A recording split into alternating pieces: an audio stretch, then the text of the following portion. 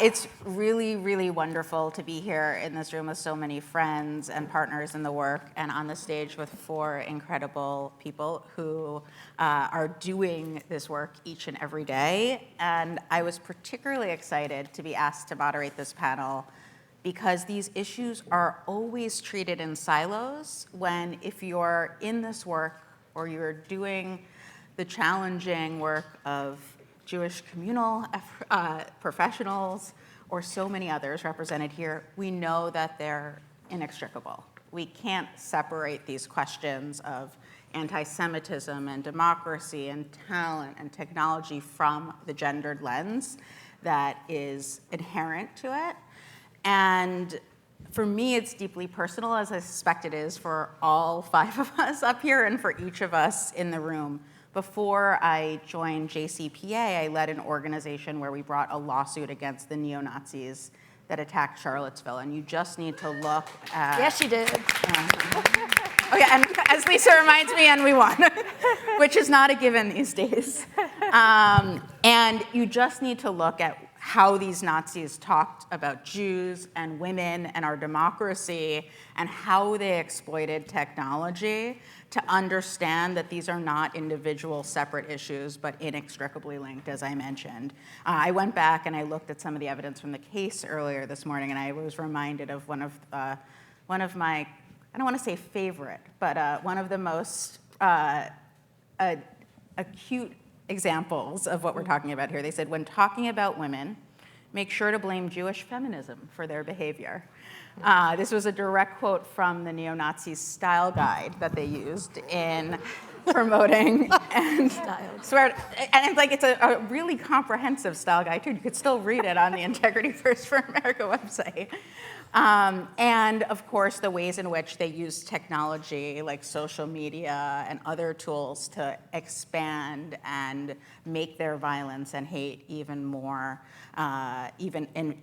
dangerous in a number of ways. And of course, as women leaders, I think, we know how quickly attacks against us pivot to things like sexual violence and rape threats. We saw in the aftermath of October 7th, not just the denial of sexual violence, but the ways in which the anti-Semitism and broader hate and extremism that followed immediately went to, for so many women leaders who were active or in the public domain, to questions and threats of sexual violence. And so, again, yet another example that I suspect many in this room have experienced in which these issues are deeply intertwined. And as, sadly, hopefully not for long, one of the only women CEOs of a legacy Jewish organization, we also see how, particularly with the questions of talent and women's leadership, these issues continue to play out. So this is deeply personal for me, as it is, I think, for probably everyone here. And I'm really grateful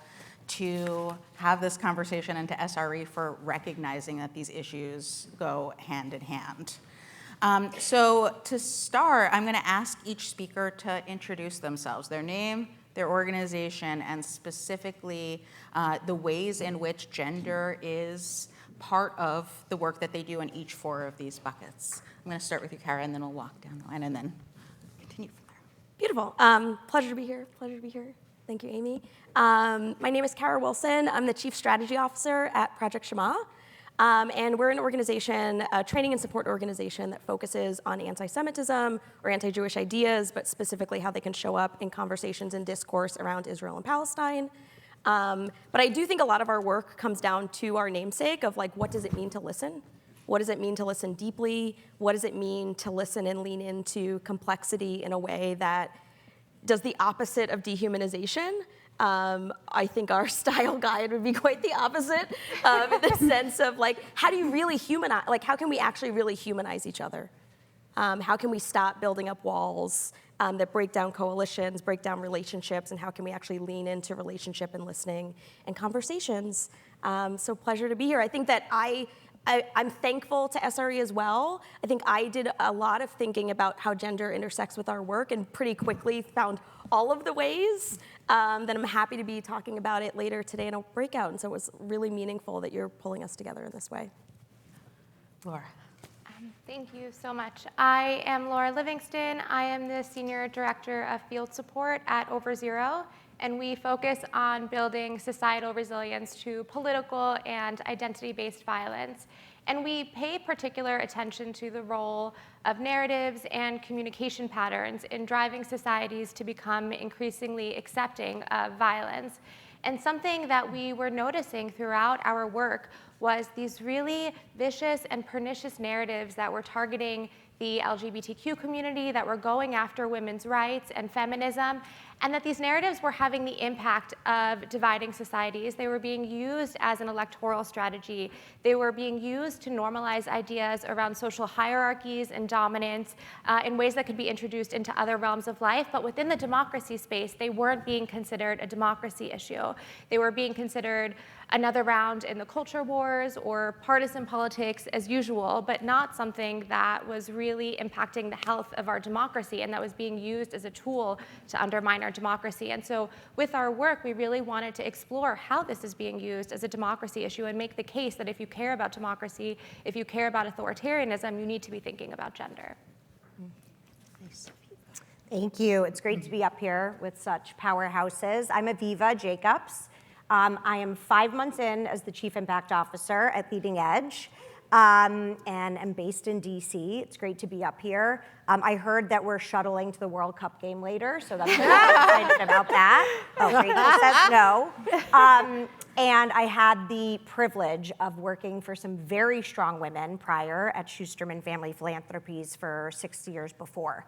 And from my seat at Leading Edge, right, like I've been able to actually zoom out a little bit and think about what are some of the talent behaviors and practices that are yielding different realities. And Leading Edge is now running an onboarding intensive program for early career professionals to have some cross-organization opportunities for early professionals in the sector to build their leadership skills, to think about how to manage up to their supervisors, how to become a part of Jewish Inc., if you will, so that no matter what their career path looks like, they understand that there's a place for them in the long run.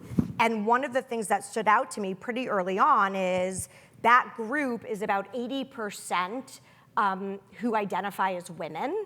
And yet, when you go through the different talent funnels and pipelines, you pretty quickly see the gender identities flip when you start to get into senior management, C-suite, and board roles.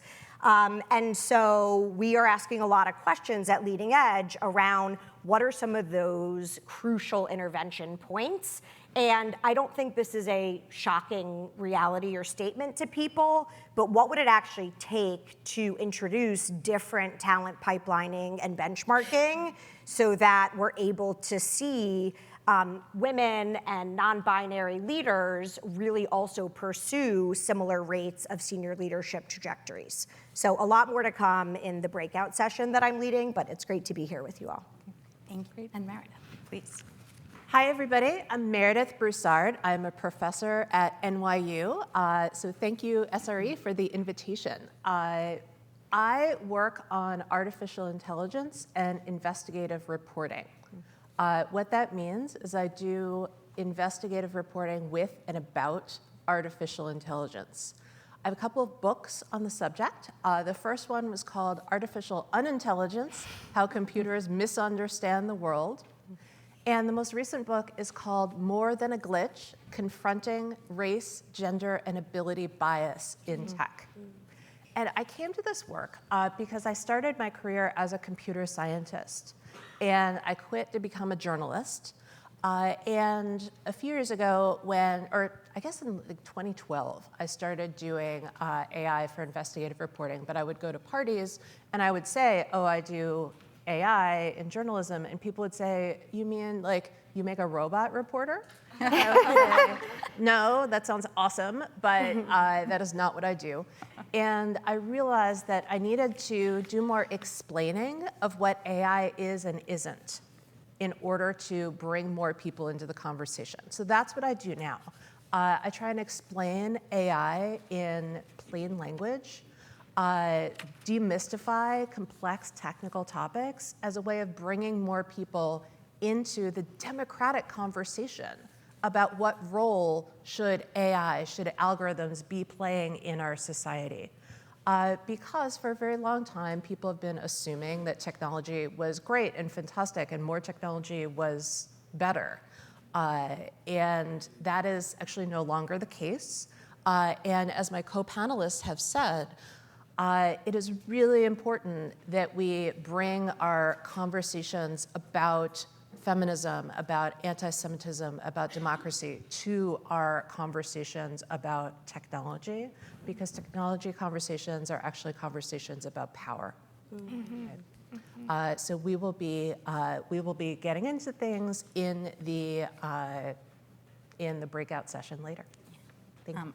Thank you all. So I'm going to start with a question for all four of you, and then we're going to do deeper dives on each of your areas of expertise. And as has been alluded, immediately after this, there'll be breakouts led by all four of these incredible leaders. So we'll just go down the same row for this first question, and then, if that's okay. I guess. Kara moderated a panel I was on yesterday, so this is just, trading. But, we're going to spend today really exploring these four specific areas and how in each of our work in our organizations, our work is shaped by forces and powers well beyond our control. And so I want to start by asking you, sort of probably in 60 seconds or less if possible, what would surprise people most about each of the domains in which you work, particularly as it relates to how gender equity or lack thereof plays out? So I don't know that it would necessarily surprise everyone, but I think what gets lost, or I think sometimes why we focus so much on anti-Semitism as one word, right? We end up getting a lot of questions around how do you define it? What's the definition that you subscribe to, right? And there are many, and they're confusing, and all of those things. And we as an organization have started to really zero in on, can we talk about what was the human experience of harm? And when I inject gender into that, we actually need to get more complex to start to figure out how do we keep people safe and included in our societies and institutions. And so it's, as much as we want to simplify things, as much as we want to say, is there an answer? Is it yes or no? How do I think about this simply and quickly, especially when we're making institutional decisions in a fast-paced environment, right in this current environment of a world? We're being forced to a mindset that might quickly take us to a place of what we would call binary thinking, which is not where we can lean into nuance and complexity and all those things, but actually we can cause more harm by not leaning into that complexity, which I think is really what I think about a lot. And organizationally, we really want to push people to build that muscle of don't be afraid of it. Don't be afraid to get complex. It's okay. Let's hold all of these things together, and then we can really get to forget definitions. We can start to really understand human experiences of anti-Semitism, misogyny, all of the isms, and how they all intersect, more importantly. I so appreciate you bringing up binary thinking so early, because I suspect it'll probably be a theme that we hear about, particularly, I know, as it relates to the erosion of our democracy and the ways in which extremism has become normalized. Zero-sum binary thinking has certainly been part of that. So Laura, what surprises you, or rather not you, but what would surprise folks about how a gender lens plays out in the democracy work you do?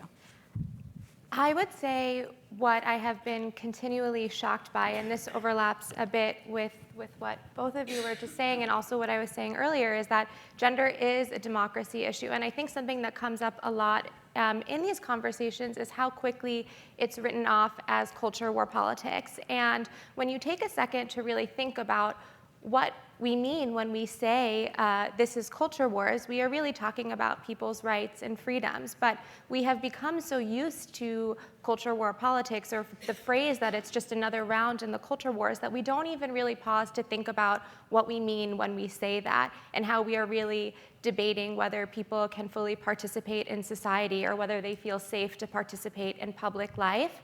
And culture war kind of obscures all of this. This culture war framing obscures all of this. And I think an example of this is a few months ago, Kansas passed a measure that invalidated gender-neutral state IDs. And this was a critical issue because a lot of Kansas requires ID in order to vote. So you were just invalidating people's IDs to be able to participate in our democracy. But within the democracy space, this wasn't being considered in the way that we might think an invalidated state ID in an election year would be considered if it were targeting a different type of category than trans people. And so I really think just recognizing the centrality of gender in democracy work and how gender is such an effective entry point for then normalizing other forms of government overreach or the expansion of state powers to go after additional groups' rights and freedoms is something that is really not examined in the democracy space, and I feel really grateful to be thinking about it today. Aviva, what would surprise? I don't know if anything would surprise this audience, but when it comes to sort of the Jewish communal talent pipeline and gender, but. Yeah. I will share 3 things that maybe will surprise people. The first is I don't want to lose the significant progress that has actually happened in the last decade, and SRE's role has been central in that, right? So, 10 years ago, the makeup of CEOs of Jewish nonprofits were about 55% male, 45% female, and now those numbers have flipped, actually. So there are more female-identifying CEOs than male, with an asterisk. And the asterisk is when you then look at organizations by budget size and legacy institutions, they are disproportionately led by male leaders, okay? So that's sort of 2 sides of the same statistic. The other thing that was really interesting for me to look at as I was getting ready for this conference was when you think about the experience and efficacy of professional staffs, there is a whole set of stories about what happens when there is a male board chair, which most of the biggest organizations who engage with Leading Edge have male board chairs. And when you look at both the experience of a female CEO and sort of her perceptions of pay equity and getting feedback and a lot of the other key indicators that drive staff satisfaction and engagement, they are way lower across different gender lines, which to me, I was sort of like, it's 2026. How is that still a thing? And then the last thing that also popped out to me, and this might not be surprising, but I think it's worth saying, is there's still a lot of siloing across different ways in which identity plays out in a marginalizing way when it comes to talent. And when you start to look at things through an intersectional lens, the story actually gets really like acute and severe and urgent. And so one of the things that, I guess surprised me maybe is I'm not yet in enough circles where I hear us asking some of those questions about intersectional identity and talent. And instead, we're only looking through the lens of each demographic in isolation and what would actually happen to accelerate a lot of the different talent gaps if we looked at it in a more holistic way. Great.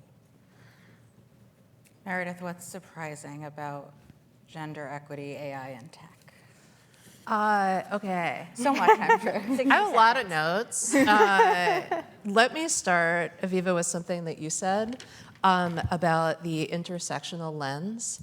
That is really important when we are thinking about technology. There was a study a few years ago that is covered in the movie Coded Bias. And this study was by Joy Bolamwini and Tunit Gebru. And what they did is they looked at facial recognition technology and found that facial recognition was better at recognizing men than women. It was better at recognizing light skin than dark skin. And then they did an intersectional audit of facial recognition technology and found that it was best of all at recognizing men with light skin, and it was worst of all at recognizing women with dark skin, right? So we can take this idea of intersectional evaluation and we can apply it to really any technology, and it'll, like most technologies, fail on that front. So I think that is a really important thing to bring to the conversation.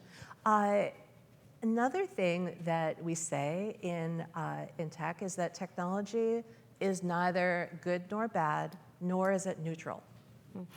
So I think that people are often surprised that we need to think differently about technology nowadays. One of the things I've been saying recently is that all of the problems that are easy to solve with technology have already been solved. Okay, something like word processing on the computer is a really easy problem, and it's been solved very neatly for very many years. But the problems we're left with are the really difficult problems, like extremism on social platforms. Well, you know, what that is it's a reflection of what's actually happening in the real world. And we can't expect to be able to code our way out of social problems that we have been unable to solve for thousands of years, right? So believing tech leaders who say, oh yeah, I'm going to write code against this problem, like we can't believe them. Like we can't believe that because there is no magic bullet. That's a perfect segue, I think, to some of the specific questions I want to ask each of you. I'll start with you, Laura, on the democracy front. You've been really focused, as you've explained, on the intersection and the relationship between gender and democracy at a time when both are feeling, at least in my lifetime, unprecedented threats. And so what connection do you see, and why should leaders in this room pay attention, given all of the dynamics at play in this moment? Yeah, they are indeed closely connected. And what we are seeing is narratives from political and cultural leaders are manipulating anxieties around traditional and family values. They are manipulating anxieties around demographic change or declining birth rates to target and scapegoat women's rights, feminism, LGBTQ people. And these are having the impact of providing a permission structure for expanding state power and for removing checks on that power, whether it's going after civil society organizations, going after the media. They are also being used to bring together unlikely coalitions of allies who maybe never otherwise would have been cooperating with each other, but gender is kind of this symbolic glue that brings a lot of people with disparate interests together, and it allows this coalition to appeal to different segments of society.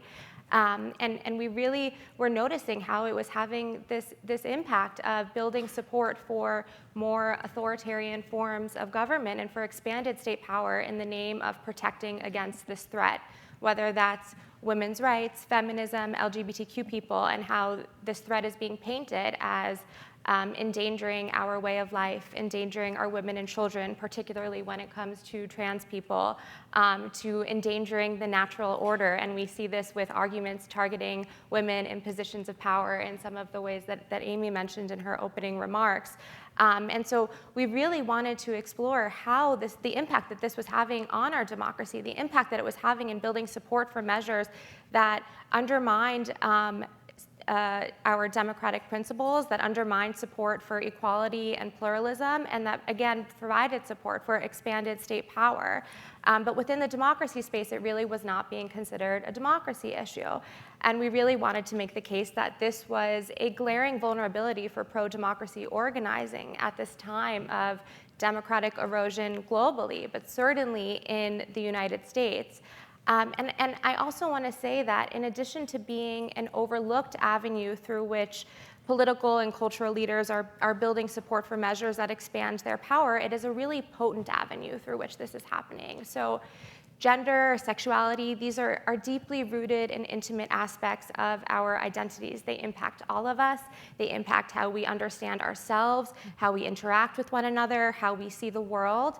And so if authoritarians are able to leverage control over these most personal aspects of ourselves, they have a starting point for control on this foundational and intimate and personal level that can be then leveraged to extend and exert their control into other spheres of life. And I think that this is like a really potent avenue right now. We are living through rapid social change, technological change, and competing conceptions of masculinity and what it means to be a good man. And it's generating this discomfort and discontent with modern life. And authoritarians are able to come in and say, we as a society or you as an individual are no longer great because that group has sapped us of our strength, or these expanded rights have sapped us of our strength. And once we address this threat or this group, we can return to our former glory and often the traditional gender roles and social hierarchies that entailed. This is something that Anne Applebaum calls restorative nostalgia, and we certainly see how it's playing out with gender, but you can also see how it is used to scapegoat other groups. I also just want to say that this has never been more urgent. Amy mentioned this in the opening, but we are just living through an onslaught of rhetoric and policies that are going after women's rights, that are targeting LGBTQ people, that are seeking to delegitimize the trans identity altogether. We see an increasingly implemented Project 2025 that views restoring family values as deleting the terms gender, gender equity, reproductive rights, reproductive freedom from every federal rule, and it's happening, it's being implemented. We see increasingly normalized ideas around repealing the 19th Amendment or around this idea of household voting, where a wife can show their devotion and their love for their husband by allowing him to vote on behalf of the house. And so this is an issue that is really playing out today, and I feel so grateful to SRE for having this convening and for bringing together these different strands of thought to be thinking about this. The last thing that I will say is I am Jewish, and I have just been so continually struck how anti-Semitism is at the core of all of these narratives, whether it is in the content of the narratives themselves in terms of the Great Replacement theory, where we see that the false and racist Great Replacement theory that holds that white people are being deliberately replaced by non-white populations, either through mass migration or through feminism and women's rights, which is responsible for white populations not having as many babies. And who is orchestrating all of this? But of course, Jews. And we also see it in terms of the cast of characters that's pushing these narratives. So we see, for well-known examples, we see Andrew Tate, who is a proud anti-Semite and who also thinks that women should not vote and they should be in positions of submission to their men partners, and that it's a sign of male dominance and an accepted sign of male dominance to exert violence over women. We could say the same thing about Nick Fuentes. And then the last thing that I just want to say is, and Amy, I've been so inspired by your and JCPA's work on this, we know that in order for Jewish life to thrive and for there to be Jewish safety and security, we need a pluralistic democracy. And gender is one of these levers that's being pulled to undermine that pluralistic democracy and to undermine democracy writ large. And so I feel, I've said it a few times, but I really mean it. I feel so grateful to be here and thinking about how all of these issues connect to one another. Thank you. Yeah. I love being up here with Laura, not just because amen to all of that, but also normally I'm the Grim Reaper in conversations like this. And it's so nice not to Happy to be of service. But I will also say to your point, right, the fact that this conversation is happening and these four brilliant people are leading this work is where it's a place to find hope. I think, Meredith, we've talked a lot about tech as sort of like an accelerant for this broader extremism, including anti-women, anti-LGBTQ, and other extremism. I also want to bring it down to a very basic level for a lot of the people in this room who didn't build the AI tools that their organizations or they use personally for hiring or communications or fundraising or a variety of other purposes, but they're using them. And so what should non-tech leaders actually understand about how these systems interact with gender equity, and what should they ask that they're not asking as we use all of these tools? That's a great question. What I would say is that as a leader, you need to require your technology contracts. So when you're contracting for new enterprise technology, right, you need to require that the company tests the technologies in advance for bias, right? That is not happening. You probably have the impression from the marketing folks that these technologies work really well for the thing that you want them to do. And what the marketers do is they talk about a pain point that you have in your organization, because we all have a lot of pain points in our organization, and these things frustrate us, and we are really looking for something to deliver us from this pain.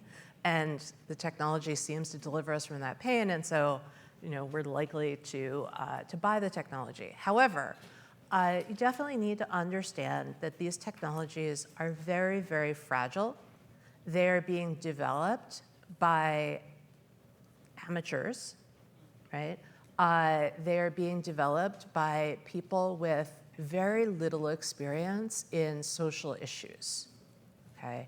They're being developed by people who care more about the technology and the machine than about the social context.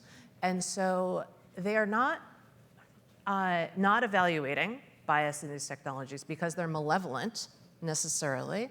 I mean, some of them are malevolent. Like, there are definitely extremists working at technology organizations. That is part of the problem.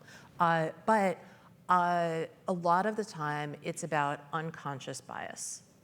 And because we have these very homogeneous groups of people making the technologies, then those technologies get the collective blind spots of those groups embedded in the technologies, right? So you need to tell your vendors, listen, I want proof that this hiring algorithm that you are selling me does not discriminate against women, does not discriminate against people of color, does not discriminate against LGBTQ folks. I want assurances that this chatbot that I am buying for my customer service is not going to start spewing anti-Semitic material if a customer interacts with it.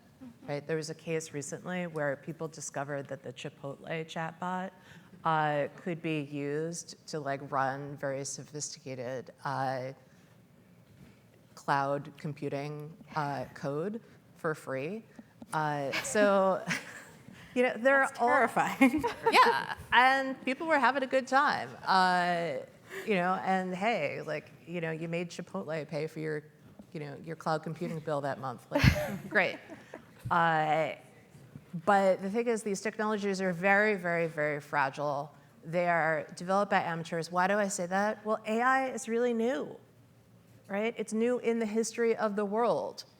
There aren't that many experts in it because it's really new, okay? And it's also really, really easy to code nowadays using AI. And so you have a lot more people who are, getting out over their own skis, right? So require that your vendors prove that these things, that your technologies work and that they are in harmony with your company's values. That's incredibly helpful. I think, Laura, you talked about the big picture themes. Meredith, you talked about the brass tacks. Kara and then Aviva, I want to bring it to you to talk about how, as Jewish communal professionals and leaders, we bring this into our work. Kara, obviously we talked about the intersection of anti-Semitism and misogyny at length already, and how they're treated in silos but need to be treated together. So what does a genuinely intersectional response to anti-Semitism and gender-based harm look like in Jewish communal institutions? Yeah, so I think this is best talked about in a story. So I'm going to share a personal story that happened to me about a year ago. But I'll first say, like, just to name intersectionality as it was coined by Kimberly Crenshaw, specifically about how Black women experience multiple isms all at the same time and how we're experiencing something unique in our bodies. And so last summer I was actually walking with my son, who was 4 at the time, just going to Walgreens, and this group of young men, there were about 5 of them, sort of like, okay, I'm on the sidewalk. They just sort of came around us. It's probably the best way to describe it. And they said, one of them, and then the rest sort of chimed in, all 4 were white, and there was one young Black gentleman. And they said, go back to Poland, Jew, and take that comment and put it in a box. Because I experienced that moment first as a Black woman. Because I was like, whew, everywhere I go, I am receiving unwanted feedback from strangers all the time, right? Like, how long do your nails take? How long does your hair take, right? Like, all this feedback about, like, what is it about this Black female body? And that is first how I interpreted it, as like, wow, I really can just have anything said to me at any given moment, even in my town. Then I thought about it, all in retrospect. Then I thought about it as a woman of, I'm by myself, I'm with my child. The power they felt of who cares? Curious about the dynamics, how those might change if I'm not by myself, if I'm with a man. Does that same thing happen? I don't know. And then, so I say to the young Black gentleman who took a step back, looked at me and said, I'm sorry, ma'am. Then I'm like, he felt, okay, wait, this is my auntie, right? Like, I need to say something to her, but didn't feel, right? Like, I'm not gonna convince my boys of what they did was really wrong, but I need her to know that wasn't okay. And now I'm sort of like back experiencing this from my perspective as a Black woman, right? And we didn't even talk about anti-Semitism. Like, let's not even talk about the comment yet. So, to the point about complexity and how complexity can start to piece apart that experience, because I also have to uplift, that's my experience of anti-Semitism, right? And I've also heard plenty of stories of white-presenting Jewish women who have a very different experience of anti-Semitism, where even naming it, now it's coming with whiteness and power. Now it's like, well, even you naming it means it's not real. There's a whole other lens. If we trade out different identities. And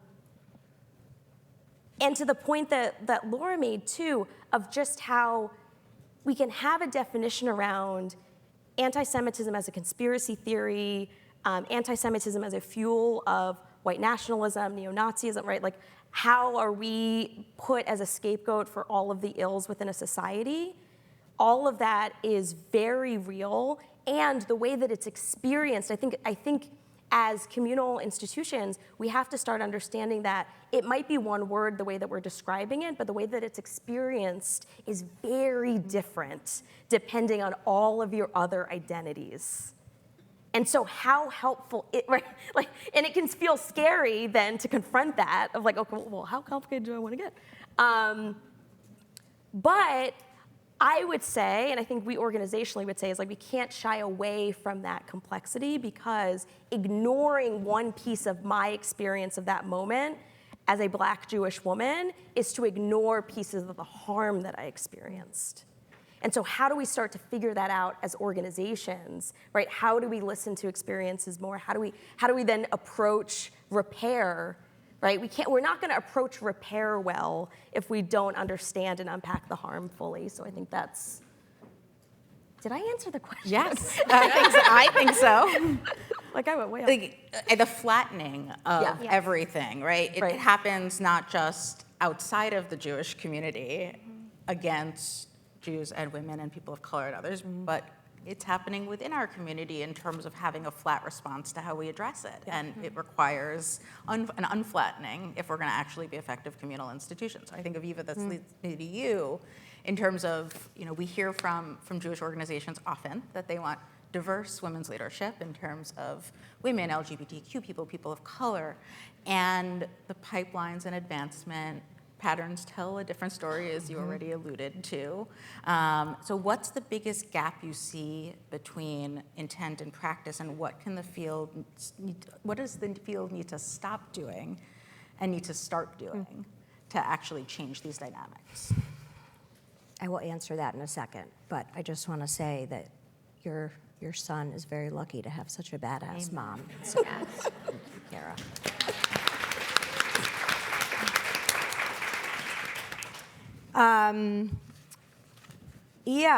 First of all, I'm like, can I just put my deck up for my breakout session and then go to their conversation? That would be amazing. One of the things that we've started to talk about at Leading Edge, we're embarking on a new 4-year strategy, is that Jewish organizations and professionals are the heartbeat of Jewish life.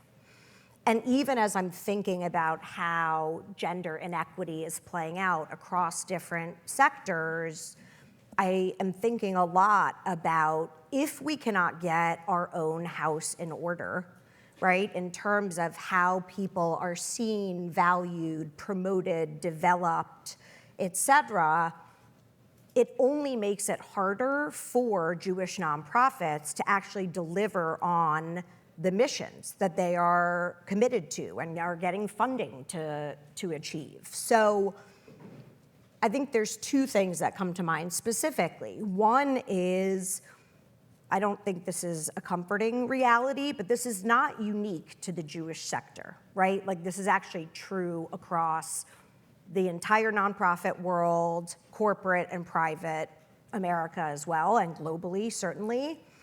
And so I do think there is an instinct, and we'll talk about this in my session, to really unpack the gaps. Yes, we should keep doing that, but actually, where are we seeking out the different bright spots where that's actually not the story talent-wise, right? Where there are female board chairs and female CEOs who have really inclusive hiring practices. And who actually don't put this as sort of a addendum or extra to their strategic plan, but actually say building for the next generation of leaders is a core priority alongside the rest of our impact. And here are the measurable things that we are going to do, right? People and organizations measure and set goals around the things they care most about. And so that should be true of every organization, and funders should ask about what people are doing to pursue greater equity in the representation of their senior staff and the bench building and succession planning to that. And then the other thing I'll just sort of give a brief plug for is Leading Edge is putting out a set of talent and culture standards of excellence. And in my session, I'll share more about that, but one of the things that's true about those is they were informed by DEIB principles, so that you actually can't really talk about talent, culture, practices, policies, interventions without thinking through how to do that in ways that really are grounded in inclusion and belonging. So that instead of saying we're going to go to a inclusion and belonging session, it's actually the question of to what extent are our job postings actually naming family leave policies? And are we posting salary bands so that irrespective of gender identity, that is the hiring band for this position? So there are some very practical things that the standards of excellence can actually hold people accountable for doing in some of the more technical, superficial talent practices. Great. We are basically over time, but I want to ask one closing question, 30 seconds to each of you, okay, which is, we're going to be headed into breakouts from here on each of these topics. What do you want people to think about as they come into these breakouts. And I think particular how your particular area of expertise connects with the other three up here. Can maybe, I don't want to put you on the spot, or we can start with Yeah, I could start. Great. Okay. In my breakout, I would love for people to bring questions.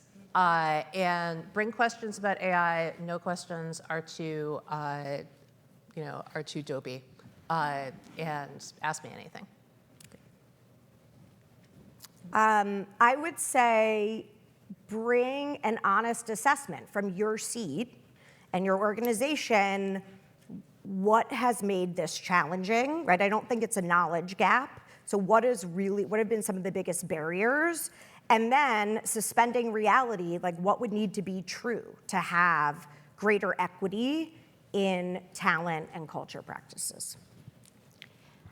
I would say to bring observations about how you see the weaponization of gender playing out within the Jewish community or within your communities, your additional communities. I would also say to bring examples of inspiration and what gives you hope for people who are pushing back on this, because there is really incredible work that is happening around the country and around the world in that vein. I would say curiosity. So if it's something you've been thinking about, like how exactly do I think about and hold gender equity and anti-Semitism, we'll get into it, have some reflection and discussion, but really getting curious of unpacking it together is probably what I would say. Nice. Thank you to all four of you. This is where I find hope, that there are four leaders like this thinking about these issues, not just in the siloed way that they are so often treated, but in the intersectional, deeply connected way. And the fact that SRE has put this as such a focal point today is another place I'm finding hope. So thank you to the four of you.